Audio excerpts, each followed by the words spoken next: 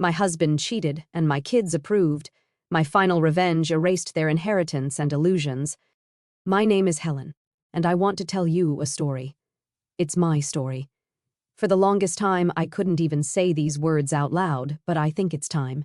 It's about a 40-year marriage, a family I built from the ground up, and how it all came crashing down in the most unbelievable way. Before I begin my story, I'd love to know which city you're joining us from. Please feel free to share in the comments. George and I had been married for 40 years. 40 years. That's a lifetime, isn't it? We raised two wonderful children, Brenda and Carl, and we were blessed with two granddaughters, Joyce and Carol. We had the house, the picket fence, the whole American dream. Or so I thought. After George retired from his management position and I left my part-time job at the library, our lives were supposed to slow down, to settle into that comfortable golden years rhythm you see in the magazines. But life isn't a magazine. For the last decade or so, I'd been battling severe rheumatoid arthritis.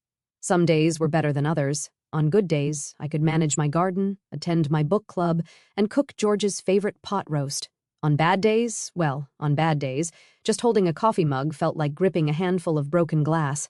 The pain was a constant, unwelcome guest in our home, and it had, over time, changed the landscape of our marriage. The physical intimacy we once shared had become a casualty of the disease. It was a quiet sadness between us, something we acknowledged but rarely spoke of. I thought we had an understanding, a partnership that went deeper than that. I thought he, of all people, understood my struggle. George was still healthy, thank God. He was a vibrant man, full of energy. He played tennis twice a week, had a standing Friday night poker game with his buddies, and was always busy with some project in the garage.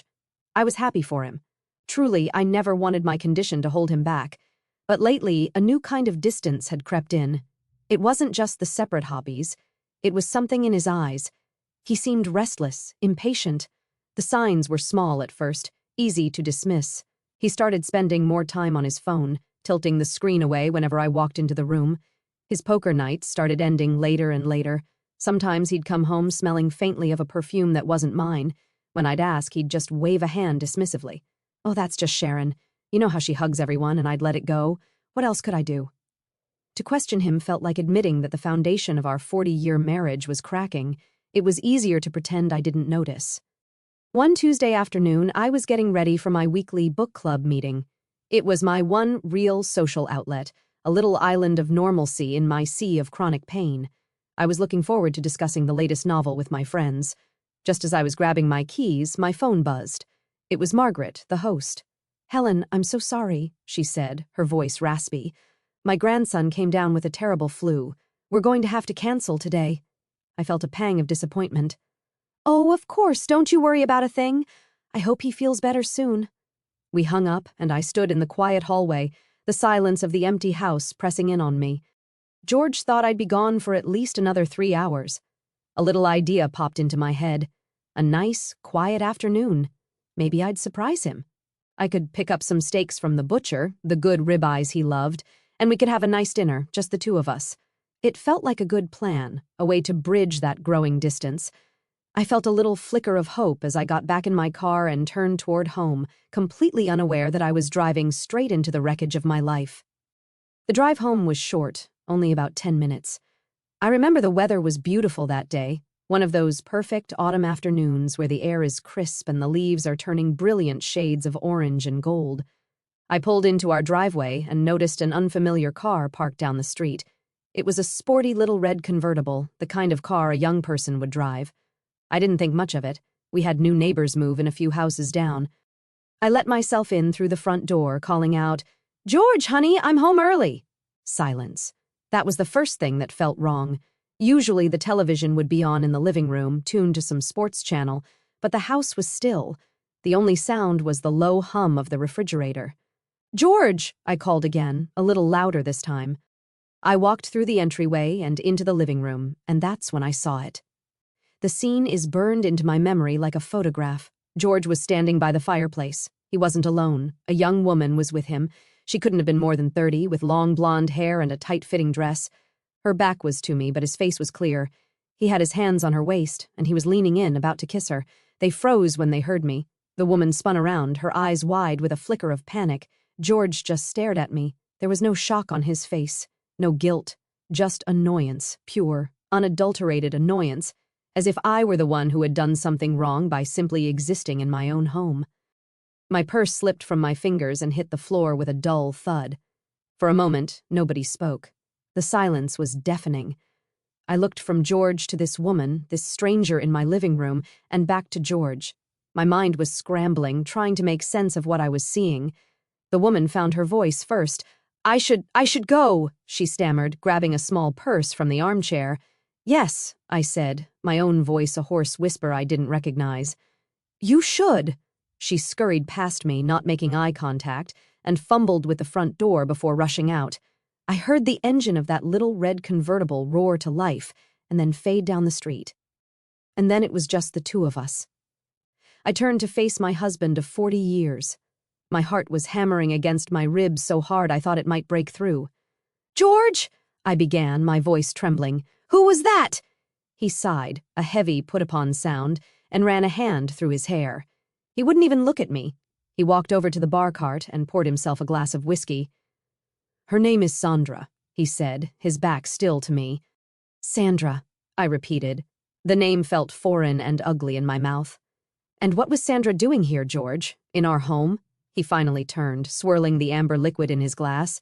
The look on his face was one I'd never seen before. It was cold, defiant. "Come on, Helen, don't play dumb. You know what she was doing here. The sheer audacity of it stole my breath."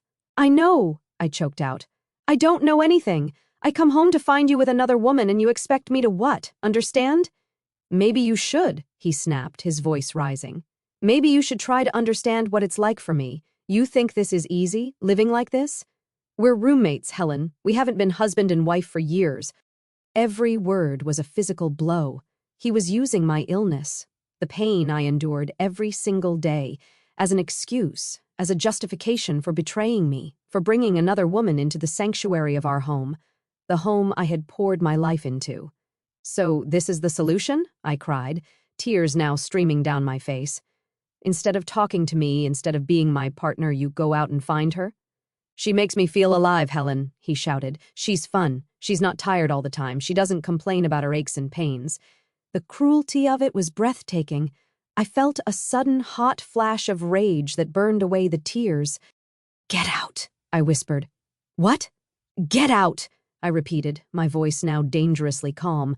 "I don't want you in this house tonight. Go stay with a friend. Go stay with Sandra. I don't care. Just get out of my sight." He stared at me for a long moment, his jaw tight. I think he expected me to crumble, to beg. He didn't expect this. Without another word, he slammed his glass down on the bar, grabbed his keys from the bowl by the door, and walked out, slamming it shut behind him. And I was left alone in the ruins of my 40-year marriage. I sank onto the sofa, the silence of the house screaming in my ears, and I finally let myself break. I spent that night in a daze I didn't sleep. I just wandered from room to room, touching the furniture, the photographs on the walls, souvenirs of a life I suddenly wasn't sure was ever real. The next morning, George came back.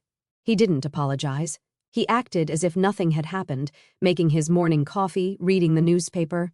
The silence was a weapon, and he wielded it with expert precision. This went on for 2 weeks. 2 weeks of living with a ghost in my own home. We barely spoke. I felt like I was losing my mind. I thought about calling the kids, Brenda and Carl, but what would I say? "Your father is cheating on me." The words felt too shameful to speak. I was paralyzed. Then the 4th of July arrived. It had always been a huge family holiday for us. A big barbecue in the backyard, all the kids and grandkids over, ending with the town fireworks display. That year, the thought of it filled me with dread. But George insisted, "We have to keep up appearances, Helen," he'd said the one time he'd addressed the situation directly. The family started arriving around noon. Brenda and her husband, Frank, with my granddaughters, Joyce and Carol, then Carl and his wife, Janice. I put on a brave face, forcing a smile, hugging my grandkids, but I could feel a strange tension in the air. Everyone seemed to be walking on eggshells around me. After we ate, while I was clearing the table, Brenda came up to me and put a hand on my arm. "Mom," she said, her voice serious, "we need to talk, all of us. In the living room." A cold knot of fear formed in my stomach. I followed her into the living room, where everyone was gathered. George was sitting in his favorite armchair, looking somber. The kids were arranged on the sofas. It felt staged. It felt like an ambush. I sat down, my hands trembling in my lap. Brenda took a deep breath. "Mom," she began, choosing her words carefully, "Dad told us what's been going on." I stared at her, stunned into silence. He had framed the narrative, told his version of the story before I even had a chance to speak. "He told us about Sandra," she continued, "and about your issues, the fact that you two, well, that you can't be a wife to him in that way anymore." The room started to spin. My issues, they were calling my chronic, debilitating pain my issues. I looked at George, but he wouldn't meet my eyes. I looked at my son, Carl. He was staring at the floor. "So, what is this?" I managed to say. "An intervention? Are you all here to tell me I'm not doing enough for your father?" "No, Mom." "Of course not," Brenda said quickly, though her tone was condescending. "We're just saying you have to be realistic. Dad has needs, and if you can't meet them, isn't it better that he finds a discreet way to take care of them instead? You know, getting a divorce and destroying the family?" I couldn't believe what I was hearing. I looked around the room, searching for an ally, for just one person who saw the insanity of this. "So, you all agree with this? You think it's okay for your father to have an affair?" Brenda sighed. "We're not saying it's okay, Mom. We're just saying it's a practical solution. It doesn't have to affect anyone. He gets what he needs and the family stays together. It's better for everyone." I turned to my son. "Carl, you agree with this?" He finally looked up, his face unreadable. "It'll help, Dad." "Mom," he said quietly. "He's been miserable." I looked at my daughter-in-law, Janice. She looked deeply uncomfortable. "As long as he's discreet," she mumbled, wringing her hands. My last hope was my granddaughters, Joyce and Carol, my sweet girls. They were teenagers, part of a different generation. Maybe they would see it. "What about you girls?" I asked, my voice pleading. Joyce, the eldest, exchanged a look with her mother, who gave her a slight nod. "Well, Grandma," she said hesitantly, "a lot of our friends' parents have open relationships. They say it's not a big deal. It's just sex, right? It's just sex." The words echoed in the silent room. My own family, my children and grandchildren, were sitting here in my home, telling me to accept my husband's infidelity as a matter of practicality. They had sided with him completely. They had chosen his desires over my dignity. In that moment, I had never felt so utterly alone, so completely betrayed. I felt like an old piece of furniture, something they kept around for sentimental reasons but that no longer served a useful purpose. I stood up, my legs shaky. "I see," I said, my voice flat. "The majority rules. He'll get what he wants." I turned to leave the room to escape their pitying, judgmental eyes. As I reached the doorway, George called my name. "Helen." For a foolish, hopeful second, I thought he might reconsider, that he might see the monstrous thing he had done. I turned back. He looked at me, his face serious.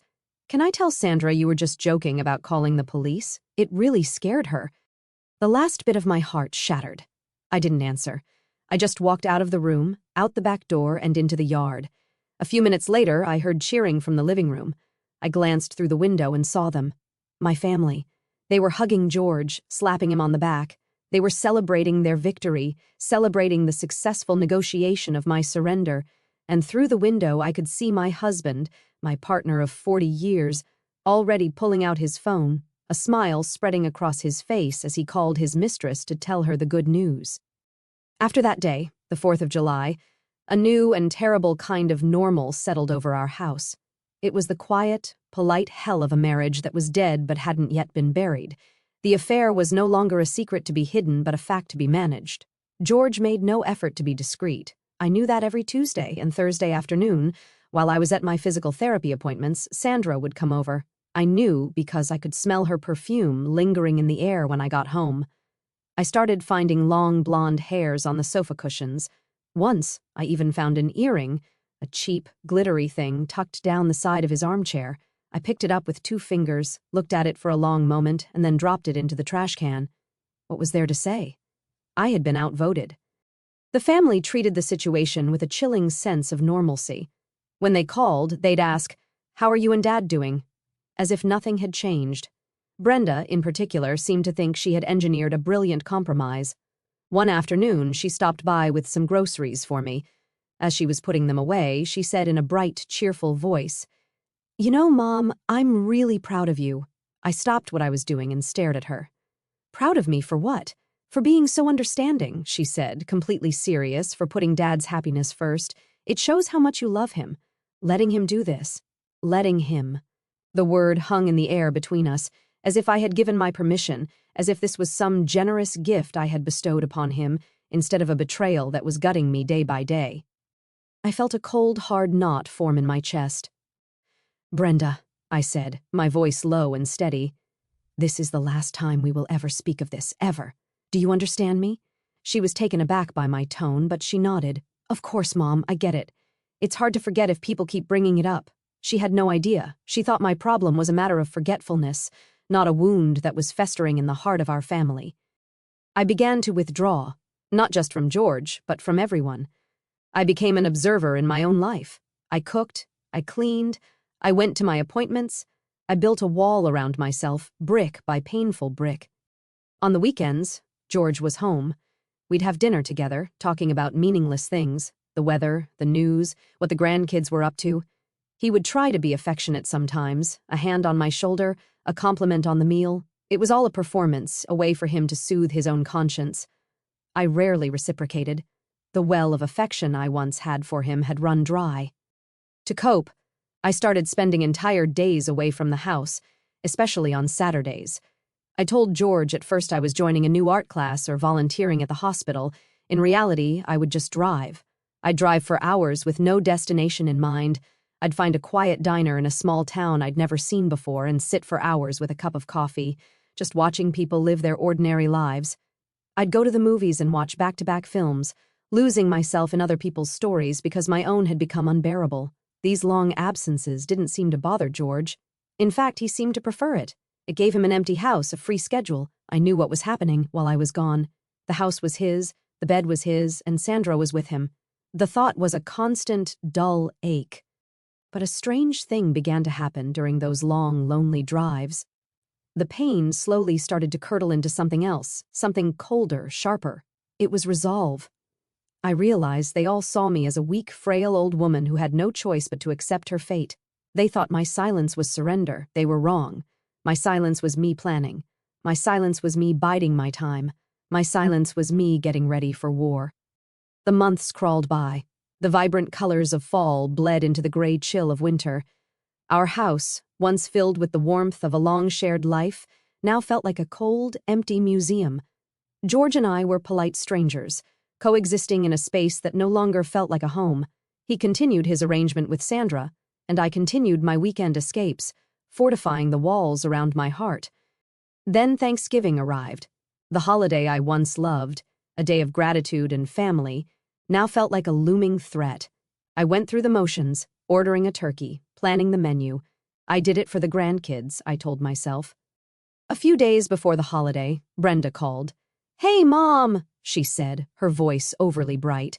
"Just confirming the plan for Thursday. We'll be over around 1. And hey, Dad had a great idea. He wants to invite a guest." I froze, the phone feeling cold against my ear.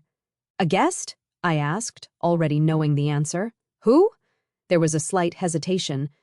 "Well, it's Sandra," she said, trying to sound casual. "Dad says she doesn't have any family in town, and he didn't want her to be alone on Thanksgiving." I was speechless. The absolute mind-boggling nerve of it, to bring his mistress, the woman who was a wrecking ball to our marriage, to my table on a family holiday.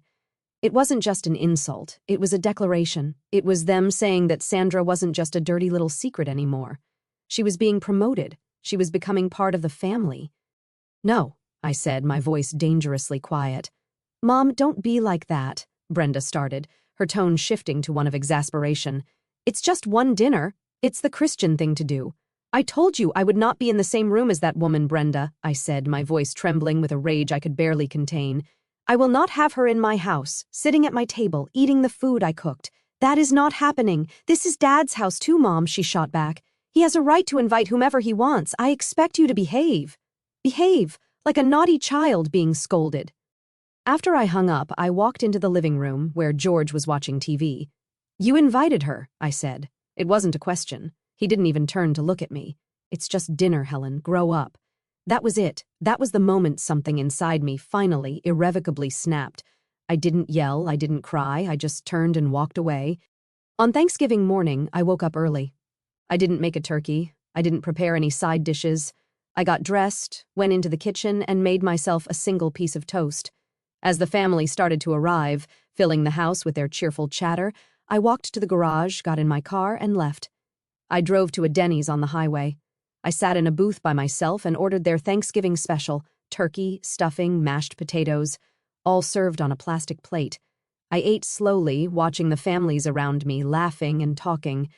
I wasn't sad. I was numb. After my meal, I went to a movie theater and watched 3 movies in a row.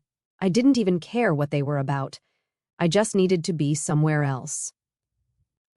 I got home around 11 that night. The house was dark except for a single lamp in the living room. George was sitting there, waiting for me. The remnants of the feast were still on the dining room table. "Where have you been?" he demanded, his voice sharp. "I went to Denny's for Thanksgiving dinner," I replied calmly, setting my purse down. "Then I saw a few movies." He stared at me, his face a mixture of anger and disbelief. "We had a beautiful meal right here. And you went to Denny's? Why would you do that?" I finally looked him straight in the eye. "It's not about the food, George," I said, my voice as cold as ice.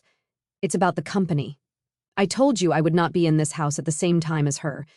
That didn't just mean when she's here for a Tuesday afternoon visit. It meant any time, and you knew that. Yet you did it anyway." He stood up, his face red with anger. "I can't believe a woman your age can't be civil to a guest I invited into our home." "She is not a guest," I said. "She is the woman you are cheating on me with." I picked up the newspaper from the coffee table, opened it, and held it up between us, a flimsy wall that signified the end of the conversation and the end of everything else. The winter after that disastrous Thanksgiving was long and bleak, both outside and inside our home. The politeness between George and me was thin, replaced by a brittle silence. We were 2 ships passing in the night, living in the same space but in entirely different worlds. He had his life, which I now knew included not just Tuesday and Thursday afternoons but dinner dates and outings with Sandra. My life consisted of my appointments, my lonely drives, and my secret planning. My lawyer, a sharp woman named Miss Albright, had been very clear. "Helen," she'd said, "we need to be meticulous. We document everything. We move slowly and quietly." So I did. I started gathering financial statements, deeds, and investment portfolio reports. George had always handled the finances, but I was a quick study. I spent hours at the library learning about asset division and divorce law. The quiet librarian was becoming a financial strategist. Spring arrived, and with it, Mother's Day. For years, we had a family tradition. The kids would take me out for a fancy brunch at a beautiful French restaurant downtown. By mutual agreement, George didn't come to my Mother's Day brunch, and I didn't go to his Father's Day celebration. It was the kids' way to stay with each parent, and it had always worked for us. This year, however, a dark suspicion took root in my mind. Given what had happened at Thanksgiving, I couldn't shake the feeling that George would see my absence as an opportunity. The day before Mother's Day, Brenda called to confirm. "We'll pick you up at 11, Mom." "Can't wait," she chirped. "Actually, honey," I said, forcing a weak, wavering tone into my voice, "I don't think I'm up for it this year. My arthritis is acting up terribly. You all go ahead and have a wonderful time without me. Just give me a call later." There was a pause. "Oh, okay, Mom," Brenda said, a little too quickly. "If you're sure, we'll miss you." I knew she was lying. My absence wasn't a disappointment. It was a convenience. On Mother's Day morning, I watched from my bedroom window as Brenda's minivan pulled up, followed by Carl and Janice's car. They all went inside to pick up George. A few minutes later, they all came out laughing and piling into the cars to head to the restaurant. I waited for 20 minutes. Then I got into my own car. I didn't dress up. I just wore a simple pair of slacks and a blouse. I drove to the French restaurant. I didn't plan on going inside. I just needed to know. I parked across the street, where I had a clear view of the entrance and the parking lot. I watched as my family arrived. I saw my son Carl open the door for my daughter Brenda. I saw my husband George laughing, looking happier than I had seen him in years. And then another car pulled into the lot, a sporty little red convertible. My breath caught in my throat. Sandra got out of the car. She was wearing a pretty floral dress. She walked over to my family, and my daughter Brenda gave her a hug, a warm, welcoming hug. My son-in-law, Frank, smiled and nodded at her. My husband, George, put his arm around her waist and kissed her on the cheek. And then, all together, my entire family, with my husband's mistress in tow, walked into the restaurant to celebrate Mother's Day without me. I sat in my car, my hands gripping the steering wheel so tightly my knuckles were white. The pain in my joints was nothing compared to the pain in my heart. But this pain was different. It wasn't the gut-wrenching grief I felt when I first discovered the affair. It wasn't the humiliated despair I felt during the family intervention. It was a cold, clarifying rage. This was the final betrayal. This was them, all of them, erasing me. They hadn't just replaced me in my husband's bed, they were replacing me at the family table. Any lingering shred of doubt, any thought that maybe this could be fixed, that my family could be saved, vanished in that moment. It was over. All of it. I didn't cry. I simply put the car in drive and drove away. I didn't go to a diner or a movie. I went straight home, walked into my office, and called Ms. Albright. "It's time," I said when she answered.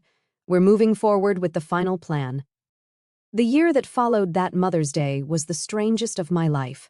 On the surface, I was the picture of quiet resignation. I became even more accommodating, more docile. I stopped my weekend drives. I started asking George about his day, feigning interest in his tennis matches and poker games. I played the part of the dutiful, if distant, wife. They all bought it. They saw my change in behavior as final acceptance, the last stage of my surrender. My daughter Brenda even commented on it during a phone call. "It's so good to hear you sounding like your old self again, Mom," she'd said. They had no idea that my old self was gone forever, replaced by a woman they didn't know at all. My compliance was a smokescreen. Behind it, I was working with a methodical, silent fury. My life became a series of secret appointments and covert operations. Every other week, I would tell George at first I was going to a new water aerobics class for my arthritis.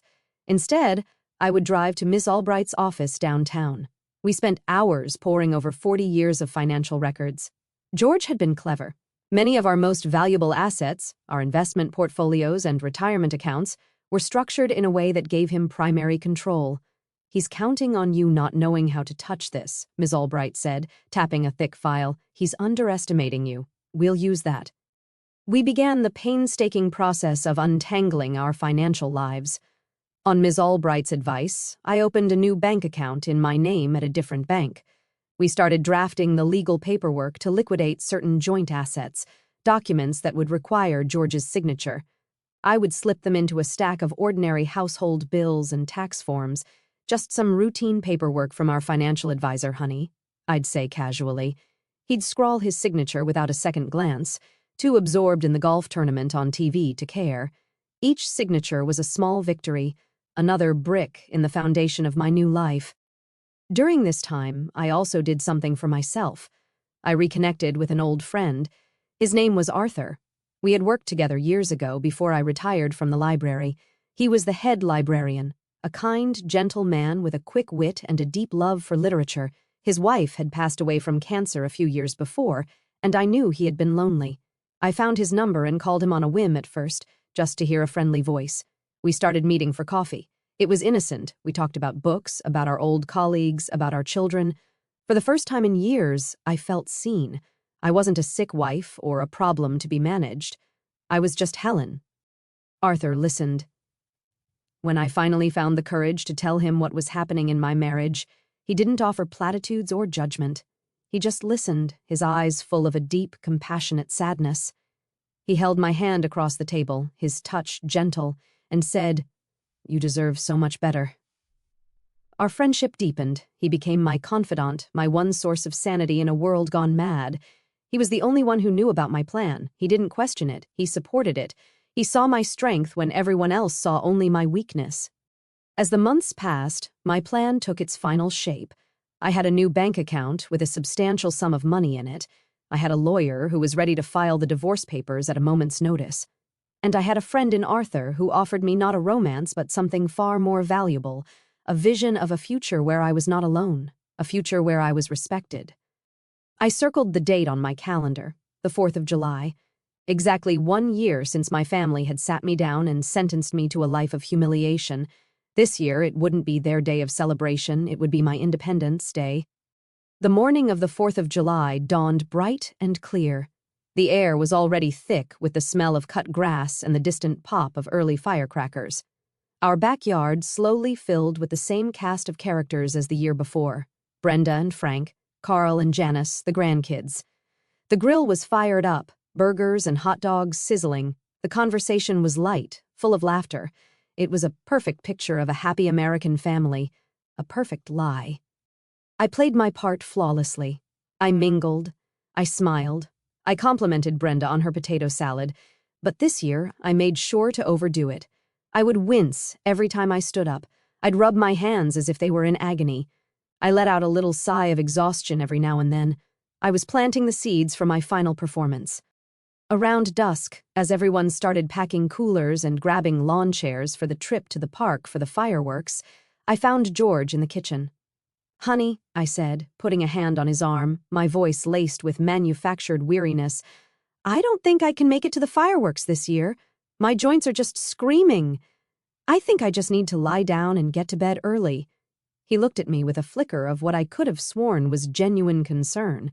That was the hardest part of all this, knowing that somewhere, buried deep beneath the selfishness and betrayal, was the man I had once loved, a man who could still feel a shred of care for me. It made what I was about to do even harder but no less necessary. "Are you sure, Helen?" he asked. "You missed them last year, too." "I'm sure," I said, giving him a weak smile. "I'm just getting old, I guess. You all go have a great time for me." He patted my hand. "Okay, if you're sure. Get some rest." As soon as he left the room, I watched him walk straight over to Brenda. A whispered conversation, a quick nod. I knew exactly what was happening. My absence wasn't a problem. It was an invitation. They were making a space for Sandra. The fresh betrayal, even though I expected it, still stung. One by one, they came to say goodbye, expressing their disappointment that I wasn't coming. I hugged my granddaughters, Joyce and Carol, a little longer than usual. "Be good, my sweet girls," I whispered, my heart aching. This was the one true loss, the one collateral damage of my war that I knew would leave a permanent scar. I stood at the front door and waved as they piled into Brenda's minivan, their laughter floating back to me on the warm evening air. They didn't even look back. The moment the taillights disappeared around the corner, I moved. There was no time for hesitation. My bag, a single suitcase, was already packed and hidden in the back of my closet. I walked through the house one last time. I didn't feel sad. I felt nothing but a quiet, resolute calm. In the bedroom, I took off my wedding ring, the simple gold band I had worn for 40 years. I placed it gently on George's pillow. Next to it, I placed a small, nondescript flash drive. I grabbed my purse and my suitcase, walked out to the garage, and got into my car. I didn't look at the house in the rearview mirror. I was already looking forward. A few blocks away, parked on a quiet side street, Arthur was waiting for me in his car. I pulled up behind him, got out, and moved my suitcase into his trunk. I left my own car there, parked legally on the street. They would find it eventually. I slid into the passenger seat of his car, and he reached over and took my hand. "Ready?" he asked, his voice soft. "I'm ready," I said. And together we drove toward the airport, toward the rest of my life, as the first explosions of the fireworks began to light up the night sky behind us. The family returned home late, around 10:30. I imagine they were flushed with excitement from the fireworks, still buzzing from the holiday cheer. George probably unlocked the door, expecting to find the house dark and me asleep in bed. It was Carl who found it. I learned this later from Janice. George had asked him to check on me to make sure I was okay. Carl walked into the master bedroom. He didn't find me. He found an empty, perfectly made bed. And on his father's pillow, gleaming under the soft light of the bedside lamp, were two small objects: my wedding ring and a black flash drive. A sense of unease must have rippled through them. This wasn't right. This wasn't part of the plan. They all gathered in the living room, a confused and anxious huddle. Frank, being the most tech-savvy, took the flash drive and plugged it into his laptop. A single video file appeared on the screen. He double-clicked it. The screen was black for a moment, and then my face appeared. I was in a room they didn't recognize, sitting in a comfortable chair. I looked calm. I looked directly into the camera, as if I was looking into each one of their eyes. "Hello, everyone," I began, my voice clear and steady. "If I've timed this right, you're watching this a little after 10 p.m., just back from the fireworks show. I saw them in my mind's eye glance reflexively at the clock. At this very moment, I continued, I am on a plane, flying far beyond the borders of the United States, and in case you're wondering, I won't be coming back. The sound of George's strangled cry of no was something I could only imagine, but I knew it was there. You betrayed me, the woman on the screen, the new me, said, her voice unwavering. Each and every one of you. George, my husband of 40 years, a man for whom I built a home, raised a family, and stood by through everything. You threw me aside like a piece of trash for a woman half my age. And when I dared to object, you turned my own children against me. I thought 40 years of loyalty, dedication, and faithfulness would mean something to you. I deserved better than this. Your desires, and let's be honest, they were wants, not needs, should never have taken precedence over my dignity.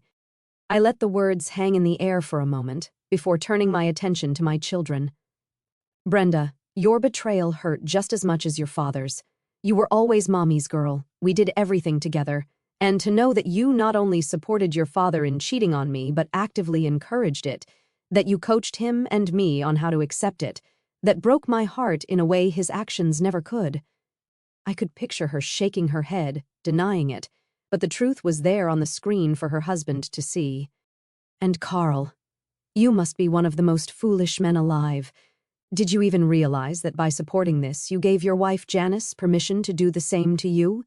You told her with your actions that if she ever feels her needs aren't being met, she has a green light to seek satisfaction elsewhere.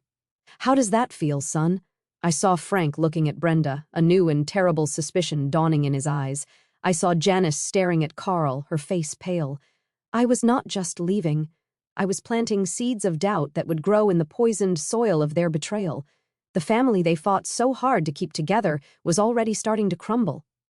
The video continued, my on-screen self pausing to let the weight of my words sink in.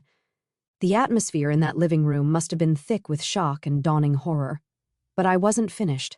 The emotional blows were just the prelude to the main event. I could not stay in a marriage where I was disrespected weekly, I said, my voice turning colder, more businesslike, and I certainly wasn't going to stick around when I found out it was happening multiple times a week. Oh yes, George, you weren't nearly as discreet as you thought. Inviting her to Mother's Day? That was a special kind of tasteless. I should also mention the financial situation I've left you with. For 40 years, I put this family first. I managed the household, raised the children, and supported George's career, allowing him to accumulate our wealth. I've decided it's time for me to be compensated for my contributions. I leaned forward slightly. George, I've left you the house. As you know, it's fully paid off and worth a considerable amount. My lawyer, Miss Albright, will be in touch to help you with the sale should you choose to. I also left you $400,000 in the checking account. I calculated that comes out to $10,000 for every good year you gave me. Unfortunately, there haven't been any good years recently. I let that sink in, a generous settlement by any standard. But it was what came next that would change everything for them. As for the rest of our assets, I said, my voice dropping slightly, our investment portfolios, our retirement funds, our savings, I took them. With the help of my lawyer, I have secured my half of the marital assets and then some as compensation for emotional distress and breach of trust. After everything is settled, I'll be sitting on a portfolio worth nearly 8 figures. I'll be just fine, though I doubt any of you truly care. The silence in the room must have been absolute. The money, the foundation of their comfortable lives, the source of their security, the future inheritance they all took for granted, was gone. Oh, I added, a small knowing smile playing on my lips, and if you're worried I'll spend my golden years alone, don't be. I already have a companion and he's sitting right next to me on this plane. I turned to my side, off camera. Arthur, would you say hello? A man's face appeared in the frame. It was Arthur. He looked distinguished and kind with warm eyes. He smiled gently at the camera. Hello, he said, his voice calm and pleasant. I'm Arthur. I'll be helping Helen spend what could have been your inheritance. He gave a little wave. I turned back to the camera. Josephine, you probably don't remember Arthur, but you've met him several times at library fundraisers. We worked together for over 20 years. He took early retirement to join me at my new home. We've been close friends all this time, and we've been keeping each other company for the past several months, ever since I told him what my husband was doing. And the best part, Arthur's needs are simple. just affection, respect, and good conversation. I'm looking forward to it. I looked directly into the camera one last time, my gaze holding George's through the screen. I loved you, George. I loved you from the day we met. I looked forward to growing old with you. I am so disappointed that your physical desires ruined that for us. For me. For your sake, I hope it was worth it. Goodbye. And the screen went black. That was the moment the screen went black, and I knew that, in that living room miles away, my old life had officially ended. My new life, sitting on that plane next to a good man, was just beginning. If you're still listening, please help me out by liking this video and commenting with the number 1 down below. It lets me know you've given me a like, and it tells me that you're here with me on this journey. Your support is a tremendous encouragement, and it gives me the strength to continue.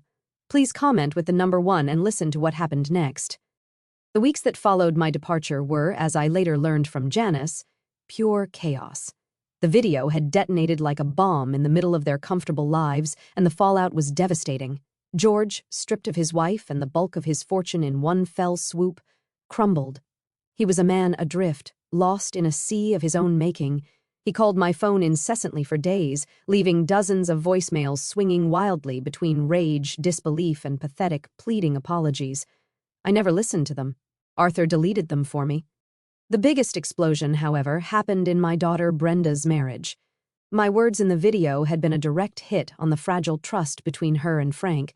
He couldn't look at her without seeing her mother's warning. You gave him a free pass. The accusation hung between them, poisoning the air in their home. They fought constantly. Frank became suspicious and withdrawn. Brenda, faced with the potential loss of her own marriage, became frantic. The practical solution she had so confidently prescribed for my marriage suddenly didn't seem so practical anymore. Carl and Janice were quieter, but the damage was there too. Janice, who had always been the most hesitant of the group, withdrew from the family. She was pregnant with their first child, my first great-grandchild, and she wanted no part of the toxicity. She told Carl that until he could understand the profound disrespect they had shown me, she needed space. They were all fractured, broken pieces of a family that had once been whole. They had sacrificed my dignity on the altar of George's desires, and now they were paying the price. About 3 weeks after I left, I decided to make one phone call. I didn't call Brenda or Carl. I called Janice. I knew she was the only one who might have a conscience left. She answered on the first ring, her voice cautious. "Hello, Janice?" "It's Helen," I said quietly. There was a sharp intake of breath on the other end. "Oh, Helen, oh my God, how are you? Where are you?" "I'm fine, honey. I'm safe and I'm okay, but I can't tell you where I am right now. How are you?" I'm okay," she said, her voice wavering. George isn't doing well, and Brenda and Frank are having serious problems." She paused. "Helen, I have to tell you, I'm so sorry. I knew it was wrong from the beginning. I should have spoken up. I was new to the family. I was scared. It's no excuse, but I'm so sorry." "I know, Janice," I said, and I meant it. I could see it in your eyes that day. You're forgiven. She started to cry softly. "Thank you. That means so much. Especially because I want both grandmothers in my baby's life. I'm pregnant, Helen." The news was a ray of sunshine breaking through the storm clouds. A baby, a new beginning. "Oh, honey," I said, my own voice thick with emotion. "That's wonderful news. Congratulations." We talked for a while longer. She told me more about the fallout, about the arguments and the tears. Before we hung up, I made a request. "Janice," I said, "I think I'm ready to talk to them. All of them. Can you arrange a phone call for tomorrow night? But on one condition, Sandra is not to be there." "Of course, Helen," she said without hesitation. "They'll be there." The next evening, I sat with Arthur in the living room of our new home, a small, beautiful house overlooking the ocean. The phone was on the speaker, the call connected to the living room where my former family was gathered. "Hi, Mom. Everyone's here." Janice's voice came through, a little shaky. "Thank you, Janice," I said calmly.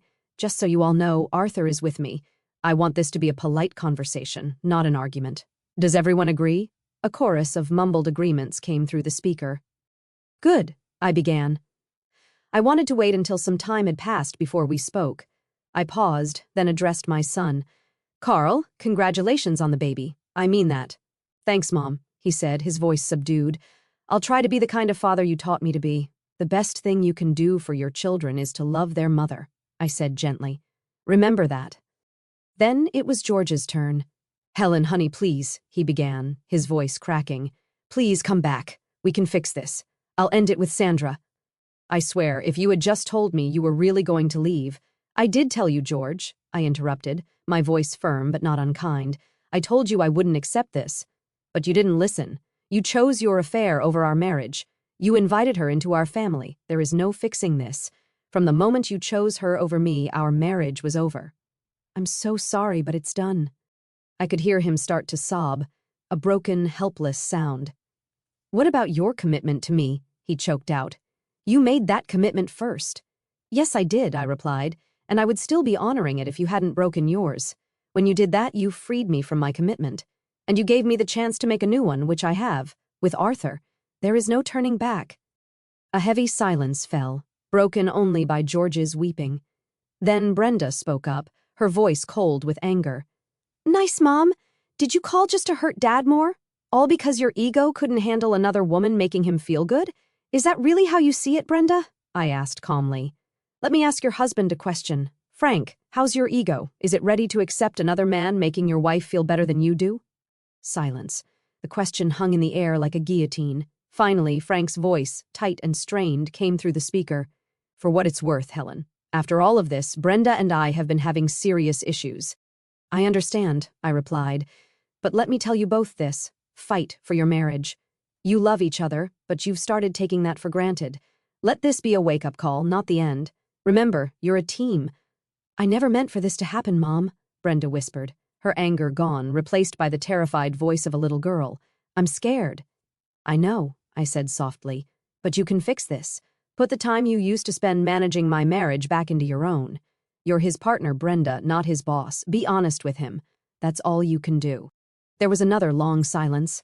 The call had run its course. The things that needed to be said had been said. "It's too late for us, honey," I said, my voice gentle, a final farewell to my daughter.